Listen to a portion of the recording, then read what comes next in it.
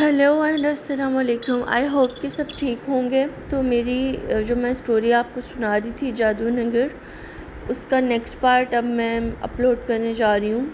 تو چلیں بڑھتے ہیں کہ اسٹوری کیسی ہے اور کس بارے میں اور وجود اس میں اضافہ کیا کیا ہوا ہے.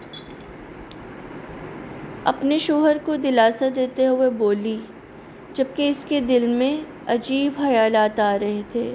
مجھے سمجھ نہیں آ رہی وہ آخر کہاں جا سکتی ہے. اگر کسی نے اسے اغوا کیا ہے تو کیسے اتنی پہرے داری میں یہاں گھس آیا. اس آدمی کے لہجے سے غم و غصہ صاف ظاہر ہو رہا تھا. اب وہ لڑکی کچھ کہنے لگی جب ایک ملازم بھاگتا ہوا اندر داخل ہوا اور اس نے ایک ہاتھ مالک کی طرف بڑھایا. وہ جیسے جیسے ہاتھ بڑھتا گیا اس کے چہرے کے تاثرات بدلتے گئے اور وہ اسی زمین پر ڈھہ گیا. اس آدمی کے گرنے پر ایک شور برپا ہو گیا. ہر کوئی معالج کو بلانے کا کہنے لگا مگر شاید کافی دیر ہو گئی تھی. وہ اس وقت محل کے ایک کمرے میں موجود تھی. اس کمرہ کافی بڑا اور خوبصورت تھا جہاں اسے لایا گیا تھا. ملکہ نے اسے آرام کرنے کو کہا. صبح یہ لوگ اسے کسی سے ملوانے لے جانے والے تھے. سروش کا یہ سب سوچ کر ہی سر درد کرنے لگا مگر وہ یہاں آرام نہیں کر سکتی تھی. اسے ڈر تھا کہ ملکہ اسے کہیں قید نہ کر دے. وہ ان سوچوں میں گم تھی کہ اسے اندازہ ہی نہ ہوا کہ کوئی مسلسل اسے دیکھ رہا ہے. کیا ہوا، تم آرام نہیں کر رہی؟ اس نے اپنے کندھے پر کسی کا ہاتھ محسوس کیا تو خوف کے مارے اس کے منہ سے چیخ نکلی.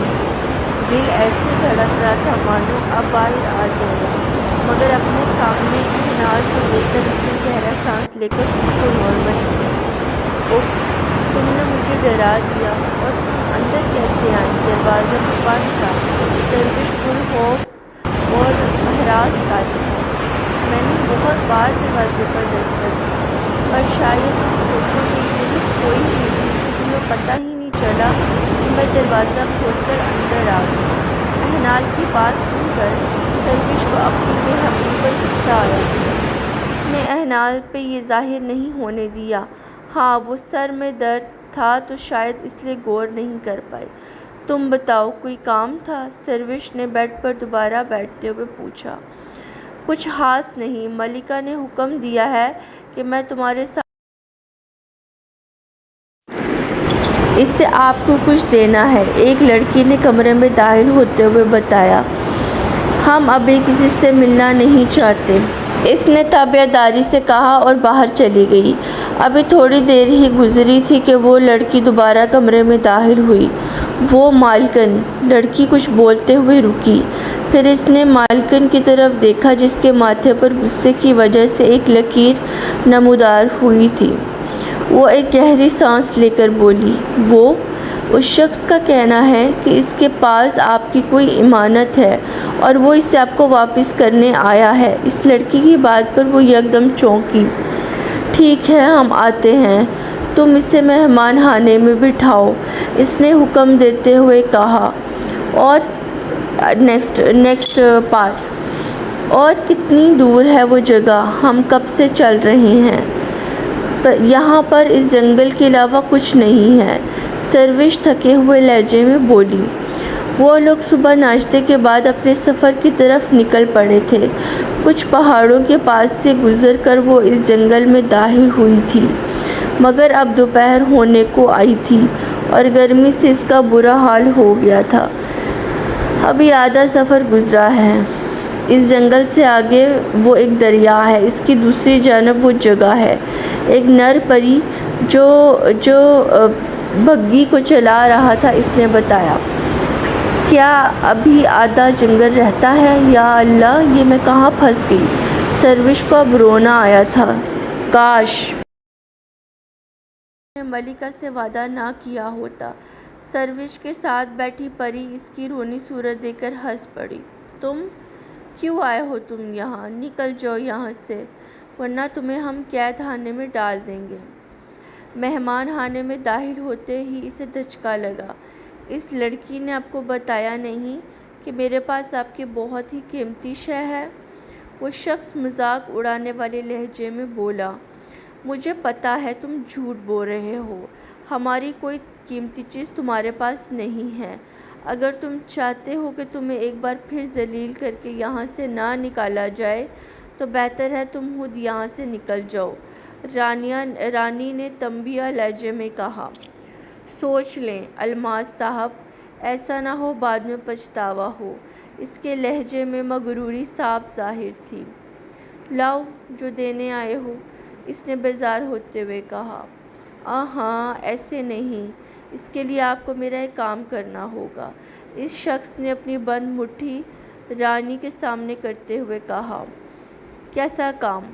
الماس کو پہلے ہی شک تھا کہ وہ آدمی اتنا ذلیل ہونے کے بعد ایسے ہی نہیں دوبارہ واپس آئے گا۔ ارے واہ، آپ اتنی جلدی مان گئی؟ پہلے پوری بات تو پوری سن لیں۔ اس کے لہجے میں کچھ ایسا تھا جس نے الماس کو ٹھٹکنے پر مجبور کر دیا۔ Next part.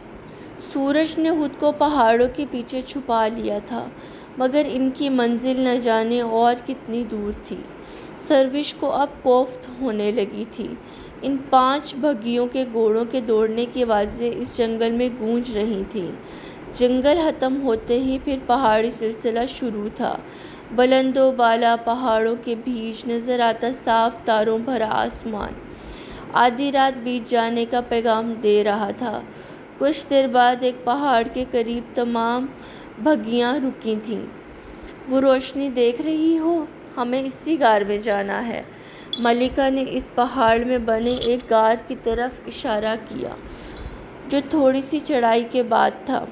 اس غار سے آتی روشنی اس بات کا ثبوت تھی کہ کوئی پہلے سے وہاں موجود ہے، مگر کون؟ مجھ سے اب اور نہیں چلا جا رہا۔ سروش نے گھٹنوں پر ہاتھ رکھ کر ایک لمبی سانس کھینچی۔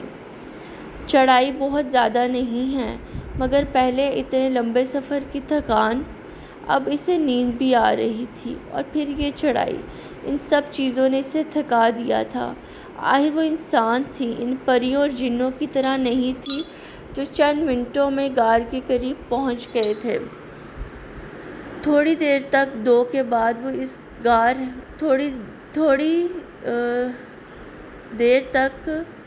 وہ اس غار کے دہانے پر موجود تھی۔ اف میرا پاؤں! شاید پہاڑ پر چڑھتے وقت کوئی کانٹا اس کے پاؤں میں چبھ گیا۔ یہ لڑکی تو ایک کانٹا چبھنے پر اتنا شور مچا رہی ہے، یہ ہماری مدد کیا کرے گی؟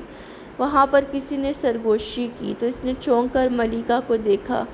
کانٹا چبھنے سے مدد کرنے کا کیا تعلق؟ بعض دفعہ اچانک ملنے والی چوٹیں زیادہ تکلیف دہ ہوتی ہیں۔ اب اندر چلو، ہمیں پہلے ہی کافی دیر ہو گئی ہے۔ ملکہ غصے سے بولتی غار کے دروازے کی جانب بڑھی تو وہ بھی پاؤں کی تکلیف بھول کر ملکہ کے پیچھے چل دی۔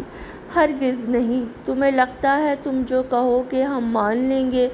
تو ایسا کبھی نہیں ہوگا۔ اس کی بات سن کر الماس آپے سے باہر ہو گئی۔ اس کے بعد بھی آپ میری بات نہیں مانیں گی؟ اس کے ہاتھ میں سنہری رنگ کی چین تھی جس میں ایک سرخ رنگ کا پتھر جڑا ہوا تھا۔ الماس کو ایک سیکنڈ نہیں لگا اسے پہچاننے میں۔ خیر، میں آپ کو سوچنے کے لیے وقت دے رہا ہوں، جلد دوبارہ واپس آؤں گا۔ اس کے لہجے میں طنز تھا یا کچھ اور لیکن وہ ابھی تک اس صدمے میں تھی۔ غار کے اندر جلتے لاوے نے پورے غار کو روشن کیا ہوا تھا۔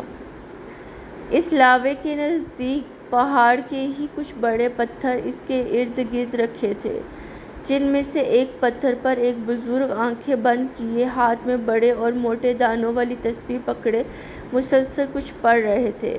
آجو بچوں، میں تمہارا ہی انتظار کر رہا تھا، بزرگ نے کھڑے ہوتے ہوئے کہا۔ السلام علیکم۔ آپ کے کہنے پر ہم ایک انسان کو اپنی مدد کے لیے لے آئے ہیں، لیکن ہمیں ڈر ہے کہ کہیں وہ اسے کوئی نقصان نہ پہنچا دے۔ ملکہ نے اپنا خدشہ ظاہر کیا۔ تمہیں پتہ ہے نا، میں نے تو تم سے ایک انسان لڑکی کی مدد لینے کو کیوں کہا جبکہ اس سے لڑنے کے لیے ایک مرد کافی تھا؟ بزرگ کی بات پر سب نے ناسمجھی سے ان کی طرف دیکھ کر سر ہلایا۔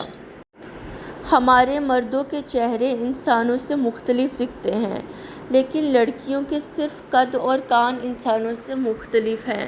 اس لڑکی کے کانوں کو اگر اس کے بالوں سے ڈھک دیا جائے تو یہ تم جیسی ہی معلوم ہوگی، لیکن مجھے لگتا ہے اسے یہ خبر پہنچ گئی ہوگی کہ ہم ایک انسان کو اپنی مدد کے لیے لائے ہیں۔ ملکہ کے دل میں ابھی بھی ڈر تھا۔ یہ ہار اس لڑکی کے گلے میں ڈال دو۔ یہ یاد رکھنا اگر یہ ہار اس سے کھو گیا یا اس نے اتار دیا تو وہ اس سے مار دے گا۔ انہوں نے ایک ہار جس کے درمیان میں نیلا پتھر جڑا ہوا تھا ملکہ کی طرف بڑھایا۔ اس مدد کے لیے بہت شکریہ، اب ہمیں چلنا چاہیے۔ 5 دن بعد اماوس کی رات ہے، ہمیں اس سے پہلے یہ کام کرنا ہوگا، ملکہ نے کھڑے ہوتے ہوئے کہا۔ اللہ تمہاری مدد کرے، انشاءاللہ تم ضرور کامیاب سب ہوگے۔ Next part. ابھی کل تو 3 دن کا سفر کرنے کے بعد ہم واپس آئے ہیں اور آج پھر سفر پر جانا ہے۔ سروش کو جب دوبارہ سفر پر جانے کی خبر ملی تو وہ تب کر رہ گئی۔ ہمیں آج اور اب بھی جانا ہوگا کیونکہ 2 دن بعد اماوس کی رات ہے، ہمیں اس سے پہلے اسے ہرانا ہے۔ ملکہ نے اسے سمجھاتے ہوئے کہا۔ اماوس کی رات؟ اسے سمجھ نہیں آئی کہ ایسا بھی کیا ہے جو یہ لوگ اماوس کی رات سے پہلے اس کا سامنا کرنا چاہتے تھے۔ اماوس یعنی پورے چاند کی رات، 14ویں کی رات، وہ رات جب چاند پورا ہوتا ہے۔ اس کی کشش بہت پراسرار ہوتی ہے اور یہی چیز اس کی طاقت میں اضافہ کرتی ہے۔ سب کی کوئی نہ کوئی کمزوری ضرور ہوتی ہے، اس کی بھی کوئی کمزوری ضرور ہوگی۔ سروش کی بات پر ملکہ نے چونک کر اسے دیکھا۔ ہاں ہوگی، ضرور ہوگی، مگر ملکہ نے افسردگی سے کہا۔ مگر کیا؟ ہم کیسے پتہ لگائیں کہ اس کی کمزوری کس چیز میں ہے؟ دیکھیں، آپ کی بھی کوئی کمزوری ضرور اس کے پاس ہوگی، ایسے ہی ہمارے پاس بھی اس کی کوئی نہ کوئی کمزوری ہونی چاہیے تاکہ ہم اس پر آسانی سے وار کر سکیں۔ اگر ہمیں اس کی کمزوری معلوم ہو بھی جائے تو ہم پھر بھی اس تک نہیں پہنچ پائیں گے۔ یہ کام میں کر لوں گی، آپ جانے کی تیاری کریں، سروش نے سوچتے ہوئے کہا، جس پر ملکہ باقی کے انتظامات دیکھنے چلی گئی۔ شام ڈھلنے سے پہلے ان کا قافلہ اپنی منزل کی جانب روانہ ہو گیا تھا۔ آسمان پر آج ستاروں کی جگمگاہٹ میں 12ویں کا چاند اپنی روشنی بکھیرے پوری شان سے موجود تھا۔ اس دن بزرگ سے ملنے کے بعد کافی دفعہ اسے شیطانی طاقتوں سے بچنے کی ترغیب دی گئی تھی، جس کی وجہ سے وہ صحیح سے آرام بھی نہ کر پائی تھی۔ اسے اب اس جنگل سے آنے والے جانوروں کی آوازوں سے خوف آ رہا تھا۔ کیا ہم کل تک وہاں پہنچ جائیں گے؟ آج وہ ملکہ کی بھگی میں سوار تھی۔ ہاں، انشاءاللہ۔ کیا اس جنگل میں جنگلی جانور بھی ہیں؟ اس نے اگلا سوال کیا۔ شاید ہوں، لیکن ہم نے آج تک کوئی جانور وغیرہ یہاں نہیں دیکھا، کیا پتہ گھنے جنگل میں موجود ہوں۔ نیکسٹ پارٹ اس کا انشاءاللہ میں کل اپلوڈ کروں گی، تو اس سٹوری کو آپ پورا سنیں اور کمنٹس بھی کریں۔ یس۔